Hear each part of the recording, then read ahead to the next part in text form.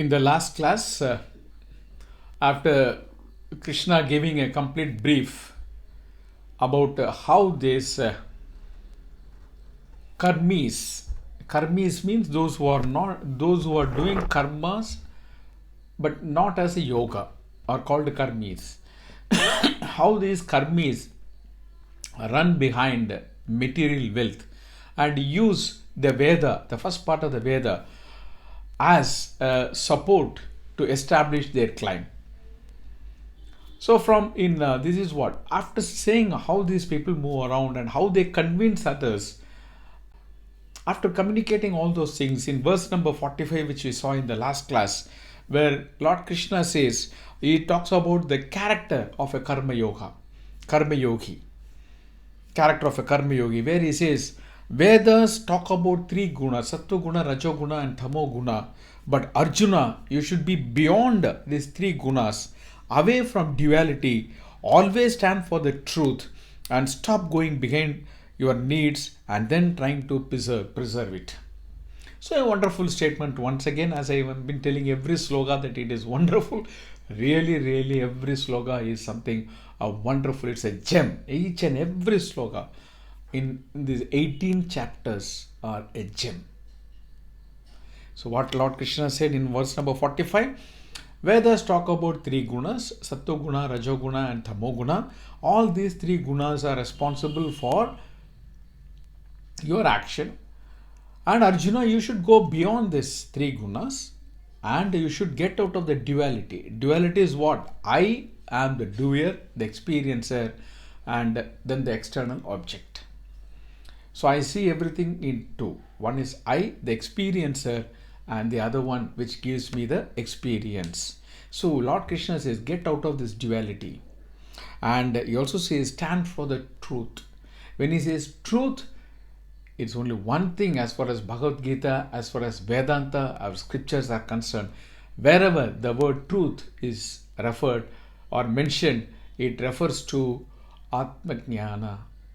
Atma is the only truth, as we have already seen I've been elaborating to you on this truth, that which exists in all the three time periods, past, present and the future. That which keeps on changing in these time periods are not truth, they are untruth. So stand for the truth, which means what? Stick on, get this Atma Jnana and live on that. Dedicate your life on that. Live a deliberate life based on this truth and stop going beyond your needs.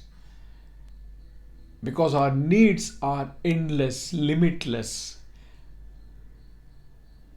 The important emotional factor behind our needs is our desire. And the desire is never going to die. As long as the desire is never going to die, our needs are always going to be there. Now, what is the problem with this? How Lord Krishna completes verse number 45, saying, and then trying to preserve it. You develop a desire, then it becomes a need, and then you go for it, you get it. Now the problem is you need to preserve it because you are attached to it. Why? It's based on your desire. Wherever the desire is there, attachment is going to be there. Since it is based on your attachment, you will not like to forgo that, leave it or lose it. So now your biggest problem becomes maintaining. So your entire focus goes on that. So Lord Krishna says, don't go behind your need. Why? The danger is that once you go behind the need and you achieve it, now the problem associated with that or that follows with that is maintaining that, preserving that, putting all your efforts not to lose it. Yes or no? This is what happens with us. Because again I'm saying desire leads to attachment and desire is what converted into need. There are basic needs and needs based on our desire. Basic needs are food, shelter. That's it. Security also doesn't come from outside. We need some shelter to take care of our body. And we need food to take care of our body. We don't have any right to destroy this body. So we need these two things. These are the basic needs. The rest of the things are coming out of our desire. So Lord Krishna refers to this desire-based needs. Why? Once you get it, now you put all your efforts to preserve it. And this is what he said. And now moving the next sloka we saw in the last class is 46. Again in verse number 46, Lord Krishna gives a wonderful knowledge. What is that? As per the first part of the scripture, which talks about the artha and kama, he refers to that as a pond in which you get only these two. And he also compares that or connects that with a lake which is bigger than the pond. And what Lord Krishna says in verse number 46, what you get in pond, you also get in lake. And over and above, you get the benefits of the lake which you don't get it in the pond. Is it true or not? Is it a sensible proposition or not? Yes, we all agree. So Lord Krishna says, your pond is equal to artha and kama, and the lake is equal to moksha, the liberation. So by and large, we all think that when I go behind this Vedanta or Bhagavad Gita, I will lose all the joy of my life. I may become a sannyasi. So I will not have an opportunity to enjoy these worldly things, the materialistic things. But Lord Krishna says the pond is equal to those worldly and materialistic things, which is mentioned in the initial part of the Veda, which Lord Krishna says he is not negating that. He is not saying it is useless. You require that. But what he says, you will get that in the lake. And what is that lake is all about? Liberation. Liberation is from what? Attachment. Liberation is not from experience. Liberation is not from enjoyment. What he says is liberation from that attachment. Don't convert that experience itself as an experiencer. You understand? Don't convert that experience itself as an experiencer. As I've given enough of this when we were into the earlier part of this chapter number 2, where Lord Krishna was talking about the Atma Jnana. I gave a simple example of a movie screen where so many things happens in the movie screen. Movie screen allows everything to happen, but it never becomes converts that experiencer into experiencer. That is, the screen never becomes part of anything. And once the experience is over, the experiencer remains as what he was. He is not influenced by the experience. So he says, let everything happen. Let my worldly things, materialist things be there. You need so many things to achieve in your life. Okay, good. But while you do that, remember, that is like a pond. But when you get into the lake, when you look into the lake, you get those worldly things, you get those materialistic things. Added to that, which you don't get in the pond, is the liberation. You will enjoy everything. But that material itself will never become the enjoyer. Which means I will never become that material, but I will use that material. This is something, a fantastic thing. I will enjoy everything, but I will never become that. Why? I am getting the clarity of the truth. When I look into the duality, then I say this is that and that is me. And without that, I am not there. But when I understand that, the truth, that everything is Atma, there is nothing like that and this. It's all one. Then everything gets assimilated into me. And if I become a part of everything and everything becomes a part of me, so I am not seeing something as separate and trying to make a difference. And this approach of the difference, seeing the difference, is where the problem comes. When we look into the world, nothing is same. As I've told earlier, 5 children or 3 children born to the same parents are not same. Look wise, behavior wise, skill wise, so many things, life wise. So, but when we give a lot of importance to this difference, which is how the creation is, then the problem comes.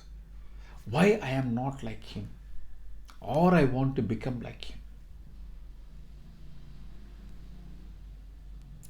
What is the difference means? Difference is something that is highlighting which is there and not there. Either it is there with me and not there, or it is there and not with me. But if everything becomes one and the difference is lost, then there is nothing like suffering and joy. There is nothing like heat and cold. There is nothing like loss and gain, birth and death. So Lord Krishna says, if you understand the truth, you are going to be the best enjoyer in this earth. That is what we call in English the bliss. The bliss. So that's what Lord Krishna says in 46. And in 47, Lord Krishna moves to another wonderful and very commonly quoted sloga, Karmanyeva adhikaraste mabaleshu kadachana. And what people say, you have the right only to do the duty and you don't have the right on the results. It's very wrongly misquoted. It's very wrongly quoted, or it's absolutely misquoted. We need to understand this sloga. There are two things. One is the karma and the palan out of it, the benefit out of it. And second, where you need to, which you need to stop and which you should not stop. That's what he says in these 2 lines. So what Lord Krishna says in verse number 47, he says, the word adhikaraste, right, means, he says it's a choice. Today, the word right is used as a demand. When I say I have the right on it, it means that I have every control, command, authority over it. No. The right is wrongly understood. The right is not rightly understood. Right means the choice you have to do or not to do. I have the right to talk. That's a choice. It's not a demand. It's not something that need to be mentioned with authority or arrogance. It means you have the choice to be free. Free from what? Free from everything. When you understand this choice, Lord Krishna says, you have the choice to do the duty. And he says, your choice is only there. You don't have the choice over the result. See, one is my desire. I want to get 100 marks. This is not a result. This is my desire. But what is result? Result is what actually you get, the absolute. Do you have a choice on that result? Can you choose after writing your exam? Do you have the choice on how much mark you should get? That's your willingness is there. Your desire is there. Maybe you set that as a goal and you work towards it. But you have a choice in doing what you are supposed to do, that karma. Go to the class, go to the school regularly, attend the class, be attentive in the class, do all the homeworks given by the teacher, study well, prepare well. There you have the choice whether you want to do all those things or you don't want to do it. That choice you have. But once you have written the examination, it's all over. Your game is now over. You are not going to correct the paper. There are so many factors.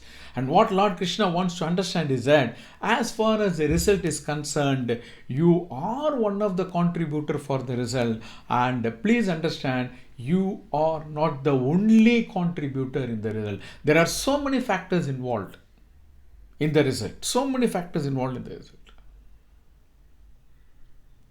So Lord Krishna wants us to understand, he is now talking about the attitude. With what attitude I need to, do my duty, do my karma. He says, don't focus on the result. Don't focus on the benefits you are going to get. Why? Because you don't have absolute choice or control over it. You have the control on what you want to do. You can decide on what you want to do. But you don't have any control on what and how you should get or when you should get. And Lord Krishna also says that, but don't worry. By saying this, Lord Krishna also wants to say, don't worry. Every action gives you some result. You will get some result out of the action. No action goes without any result. So you are going to get some result out of it. But what Lord Krishna wants to say is that don't attach yourself to that result. Why? Because you don't have any choice there. Why? Because you are also a contributor, but you are not the only contributor. When you are the only contributor, then you can decide or you can exactly work out what you will get. There are so many other external factors which are influencing your result. Yes or no? I want to say, for example, I am a good driver. I learned driving in a very proper way. Going to a government authorized driving school, I learned the driving. I got the license in a very, very proper way by undergoing all the tests, getting good marks, everything I did well. I am a good driver and I'm a safe driver also. You take your vehicle from your home and you go to your office. Yes, you are a safe driver and an excellent driver also. But what ensures your safe arrival to the office or the destination is not only your safe driving.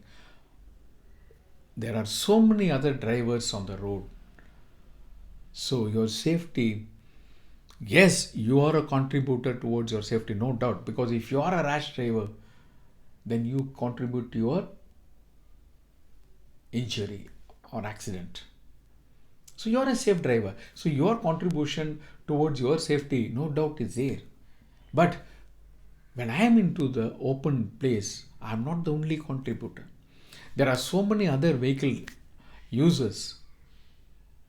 They also contribute to your safe arrival to the destination. Yes or no?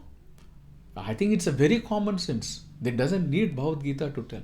But only thing is that we don't look into that angle. So we think because of my safe driving, I reached my office safe. But let us appreciate the support that I got from the other vehicle users and their influence in my safe arrival to the destination. If one of the driver has misbehaved or something has happened in the road or something like that, suddenly you see a pit, but it's too late for you to take an action. Suddenly a cat or a dog or a cow crosses the road all of a sudden, or suddenly a man in a cycle, suddenly he crosses the road and you have to apply a sudden brake, your vehicle skids, you fall down, get injured. But you are a safe driver, you are an excellent driver. But why did that happen to you? So because you being an excellent person doesn't mean that the result always has to be excellent for you. Or let the result also be excellent for you. But that doesn't mean that only because of your excellence, the result is excellent. That is why in our culture, we have made each and everything as a god. The water bodies, the lakes, ocean, trees, animals. You see a snake, you see a frog, you see a dog, pig. What animals you want, a tiger, a lion, all are associated with some god or the other, goddess. Similarly, the lakes have been given the name of the goddess, and we do pujas to the lake. Farmers, before they start the fresh session, they do a puja to all that equipments they have. We have one special day in our calendar, which is called the Ayudha Puja, which happens now in Pongal season, Sankranti season, where we keep all our instruments for puja and pray. Why? This is what our culture says. There are so many contributing factors for your success. Understand this. Appreciate and worship and respect them. And that is what Lord Krishna is trying to communicate through this sloka. But it is very bluntly said, you do your duty, don't worry about your results. And people say, how can I do something without worrying about results?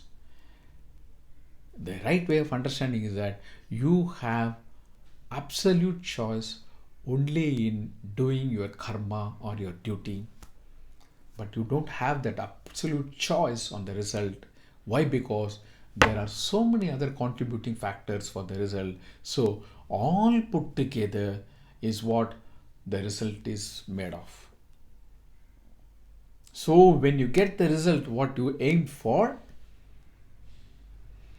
appreciate yourself. Yes, your effort is there, your contribution is there. So appreciate yourself. At the same time, don't forget, don't miss to appreciate the known and the unknown factors that were being contributor towards your success. There are known factors, there are unknown factors, and even in the known factors, there are many known factors which are beyond my control. In this verse number 47, you have the right only to do the karma and not on the result. As I told you, the right means here is choice. And in result, you don't have choice. For that matter, the line number 2 says, stop thinking about the result and don't stop doing the karma. Lord Krishna says, because I told you that you don't have choice over your result, don't stop doing your karma. Continue to do your karma. There are two ways of looking into it. One, you have choice what to do, but you don't have choice on not doing anything. Let us understand this. That's what Lord Krishna wants to say this. Don't stop doing karma. Indirectly, what Krishna wants to say is that you can't stop doing your karma. Because whatever you do, there is some action there. So Krishna wants to make us understand two things. Because I told you in the earlier line that result is not your choice, because there are so many other contributing factors apart from you, don't stop doing karma. Continue to do your karma. Focus on what you want to do. So this line, in one way of looking into is that whatever you desire to do, keep going ahead with that. Don't stop. Don't stop. One, because I told you that you don't have choice on your result, or you don't have a complete choice on your result. And second, because things are not happening in your way. And the second understanding of this is you can't stop doing karma, or you can't stop from acting. As long as you're alive, action is going to be there. You can't get rid out of your karma. So that's the second thing. Some action, as I told you, manasa, vacha, karmana. We have this physical activity, mental activity, physiological activity. So you can't get out of action. And stop thinking about the result. When you are into action, this is again very, very important. When I'm into action, where should I focus? Should I focus on the action or the result? But the more you are concerned about the result, the more you are attached toward the result, your focus is going to be more on the result rather than the action. And that is why, dear friends, many of us fail. Many of us are not successful. Why? Because we focus more on the result. We push ourselves, keep looking at the result. If you're walking, if you want to reach a particular destination and you're walking, or maybe you're driving, will you be focusing on the road that is right in front of you, the traffic and other things, or you'll be just looking at something which is around 1 or 2 kilometers away? Now assume what happens if you're looking 2 kilometers away, what is there? You miss the road right in front of you and you get into accident. And this is what happens in our life. Everything comes, but since my focus is more on the result, I miss what I'm supposed to get. And then we keep crying, oh God, why this for me? Why you have chosen me for all the miseries? This is the only reason. Don't focus on the result. Focus on the action. You know, the more you think about the result, you become more stressed because you want that now. And the fear comes, if I don't get, if I miss it, what will happen? I want my promotion this year, and you work towards it, keeping that promotion. The more you think about your promotion, everything you do, promotion, the more you think about the promotion, you become more stressed because you're going to have worries. If I don't get promotion, if I miss the promotion, if someone gets that promotion instead of me, your worries are multifaceted. Now, with that stress, how are you going to focus on your action? So, friends, this sloga is very, very important for us to understand. The attitude that I need to have while doing my karma is, I will focus on my karma because that is under my choice, and where I will not focus is the result. I see the karma is what I want to do is chosen based on what I want to get. There is no denial on that. Unless you know what you want, you may not be able to do what you're supposed to do. Even in this Bhagavad Gita, if you want moksha, then you have to do this Karma Yoga and get into Jnana Yoga. So when you're clear that I want to get this moksha, then what you will do? You will get into the Karma Yoga part and you will get into the Jnana Yoga part, and then you get this moksha. I'm just giving an outline. So to think or decide what you want is absolutely fine. But once you have decided what you want, then your entire attention has to be in your action. That's it. All that actions associated with what you're supposed to get or what you want to get, your focus should be there. That's the attitude I should have. I'm not now going to bother about my result because I know what I want and I'm doing what that will take me there. So now let me focus on my action. And that's the right attitude that Lord Krishna mentions here about the Karma Yogi. And let us understand, human beings are the only creation in this planet which can set a goal. Have you ever heard or seen an animal, a bird, or anything else for that matter setting a goal? A mango tree setting a goal. This season, I have to produce maybe 5,000 mangoes and work towards it. No, only the human being, which means what? You have that free will to set a goal. When you have the free will to set a goal, dear friend, let us also have this knowledge that having set the goal, which is my free will, now I don't have absolute control on what I'm going to get, but I have absolute control on what I am supposed to do. And let me focus on my control area rather than giving too much focus on no control area. You are rest assured of getting something. Now, did I get something or not? It's again left to you, the attitude you have. Suppose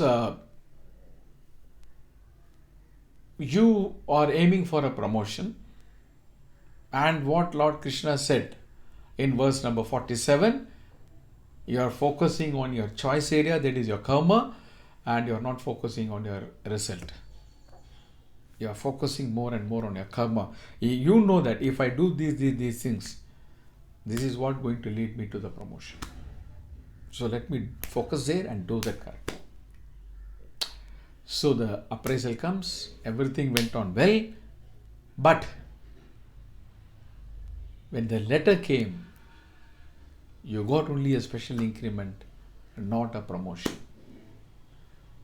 Now the question will come, what did I get out of it?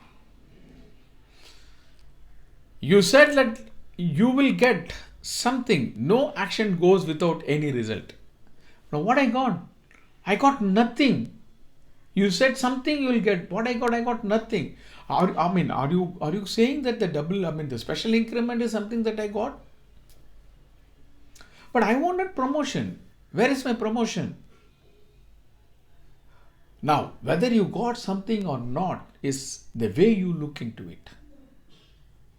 And that's the attitude Lord Krishna wants us to understand here. Now, this 1 year of absolute focus on your work has definitely empowered you. Empowered you with the knowledge and skill to execute the work much more efficiently. So you got that empowerment. This 1 year of absolute focus on your work has made you a much better person that you were 1 year before. So you got something, you have become better than what you were in a year before that. So you are empowered with that skill and knowledge. You have now become a better person than what you were the previous year. Add on to that, you also got a special increment, which is a recognition for your work. Yes, you planned for a promotion, but your action never left you high and dry. It gave you that empowerment. It empowered you with the knowledge and skill. It made you a better person than what you were. Now with that empowerment, and now that being a better person, you can still do much more. If we can understand that, yes, I got something out of it, sure, maybe it's not the promotion which I aimed, but yes, I'm empowered with that increased knowledge and skill. I become a better person, which means I can do the task much more better now. The better you do the task, the better you are relaxed.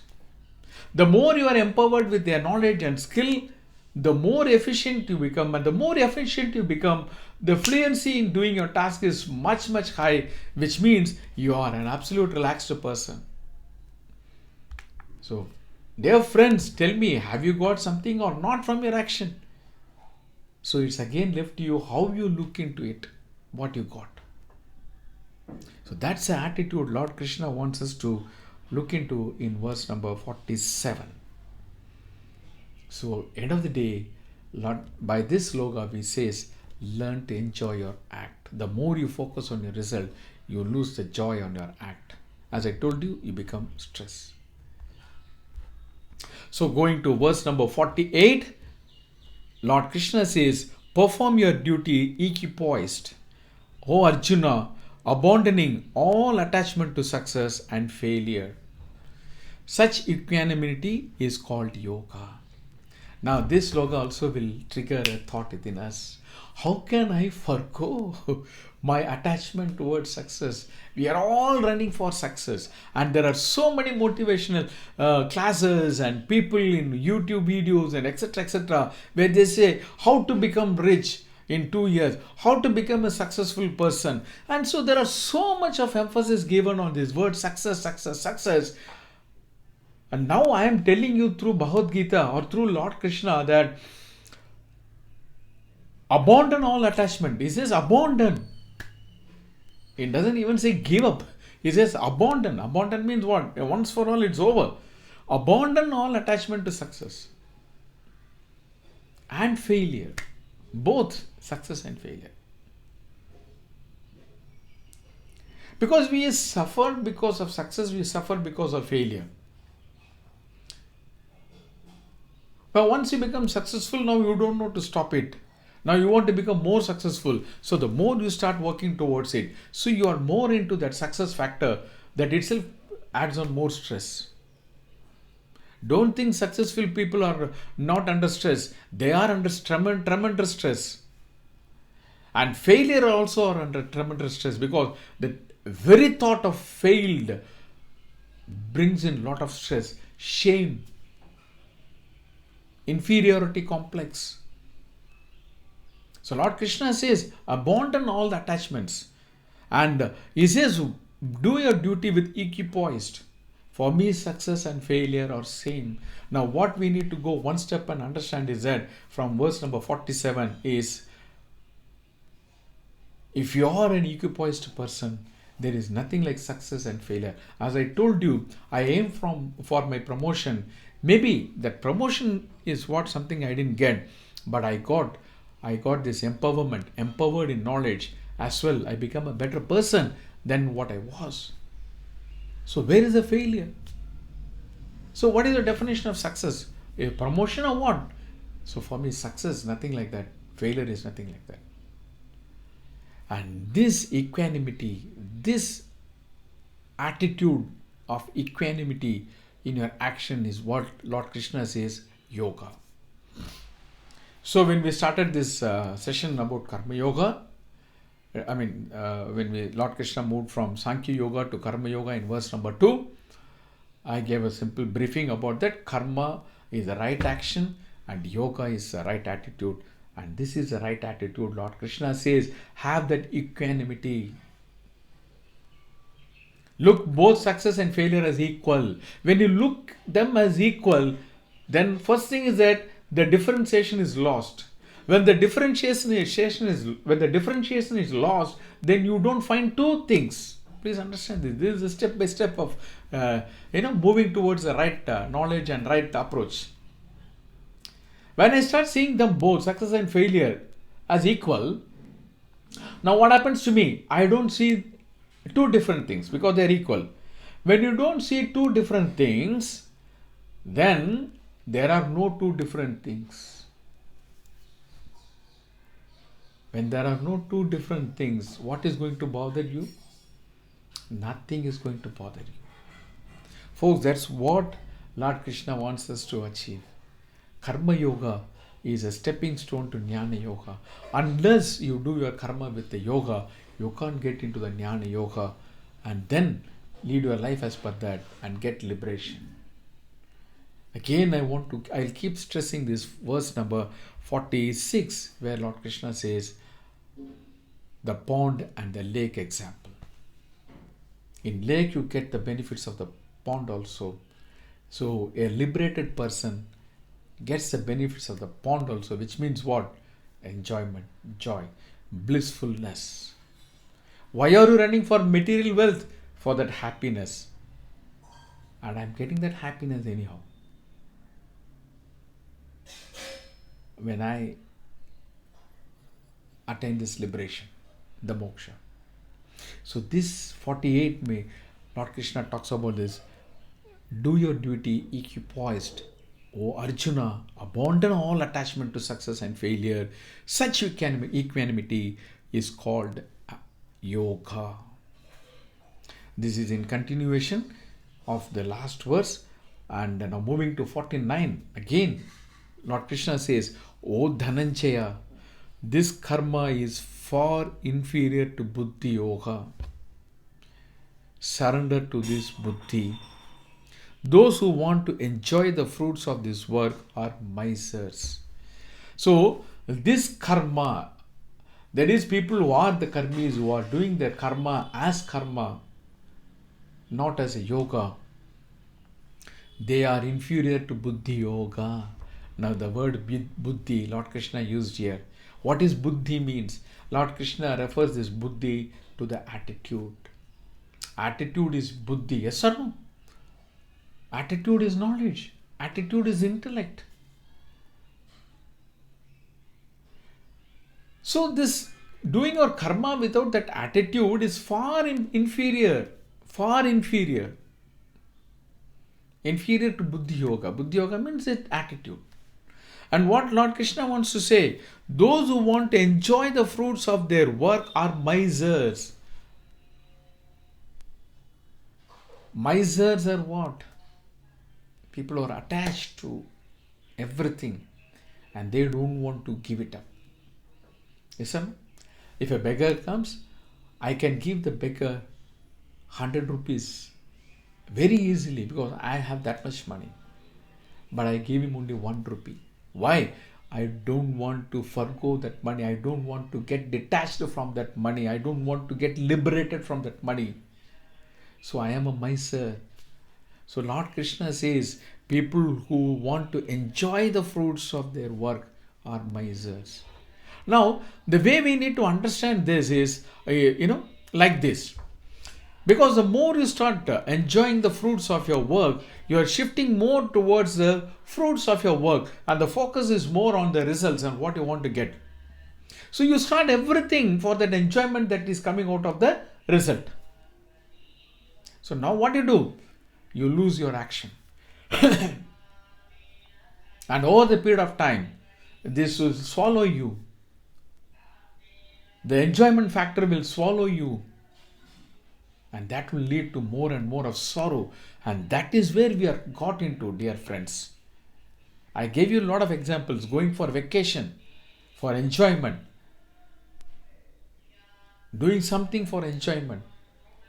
But is it stable?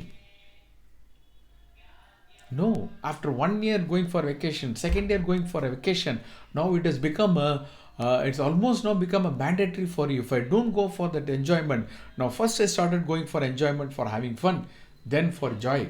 And now what happened? It has become a compulsion. If 1 year I want to skip enjoyment for some reason or the other, my family members are not going to leave me. They will say, no, my children will say, Papa, we have to go. My wife will say, no, we have to go for this vacation. What happened to you? Why do you don't want to go for some place for this vacation? So now slowly it becomes a compulsion. So what you started for joy and then started doing it for joy. Now listen. The way I'm saying is that what you started for joy and then started doing it for joy has now become a compulsion for you. Anything that is done under compulsion is definitely going to lead you to stress, depression, distress. So that is what Lord Krishna wants to say. See, he is cautioning you. Those who want to enjoy the fruits of their work are misers. It is not as simple a statement like, pointing someone, oh, he is a miser. No, he says, those who start enjoying their fruits of action will slowly get sucked into it and they will get into samsara, the burden of attachment, and their life becomes miserable. So misery means there are two ways of looking into it. One, that real confuse factor, misery, and the other one is that it becomes miserable also. So again 49 he says, Karma Yoga, is a wonderful stage in our life. If we can learn that and apply that, I'm telling you, we will be the most joyful soul in this earth. But if not, the most sorrowful. As I've told you earlier, again I'm reminding you this. This is the generation with the utmost comfort. But let us also remember, this is the generation with utmost distress. Nobody can deny. The way the hospitals are growing, the way the wine shops sale is increasing, the way the pharmaceutical is doing business is a very clear indicator that how much we are distressed. So that's what Lord Krishna wants to say in verse number 49. Oh Dhananjaya, this karma is far inferior to Buddhi Yoga. So he refers to that Karma Yoga, that yoga as a Buddhi Yoga, the attitude as a Buddhi, because attitude is always based on the intellect or knowledge. And surrender to this Buddhi. He says surrender. Don't think, don't have any second thought.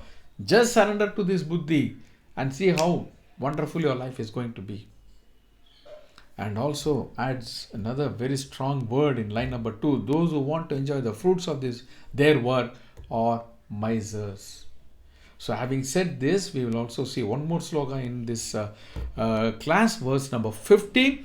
One who has their attitude forgoes good and bad action. Thereby you get into this attitude. Yoga is efficiency in performance. What Lord Krishna says in verse number 50, one who has this attitude forgoes good and bad action. Thereby you get this attitude, get into this attitude, Arjuna, and your yoga is efficiency in performance. This attitude is nothing but efficiency in performance. So good and bad is out. In the earlier sloka we saw in 48, verse number 48, success and failure. And in verse number 50, Lord Krishna says, you will even get out of this good and bad. You will forgo, there is nothing like good and bad for me.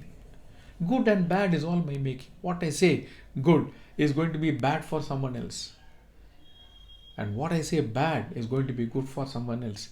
A rainy season may be good for someone, but may be very bad for some people. Summer may be good for some people, but may be bad for someone. So in reality, what is this good and bad? It's our own making, our own making. All this success, failure, loss, gain, sorrow, happiness, good, bad, it's all our gain. So when I get into this attitude, Arjuna, I forgo this good and bad. There is nothing like good and bad. And it says this yoga is efficiency in performance. As I told you earlier, when you become efficient, the ease of doing it is there. That's called efficiency. An efficient person is what? An efficient person is a person who has got the ease of doing it. He is in absolute ease, he is in absolute comfort, he is absolute in peace. And that is really what is called as a performance. Rest of the things are called action, task, job, work.